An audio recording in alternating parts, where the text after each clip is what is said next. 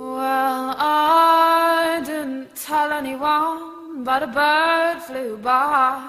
So what I'd done, he set up a nest outside, and he sang about what I'd become. He sang so low, sang so clear, I was afraid all the neighbors would hear. So I invited him in just to reason with him. I promised I wouldn't do it again, but he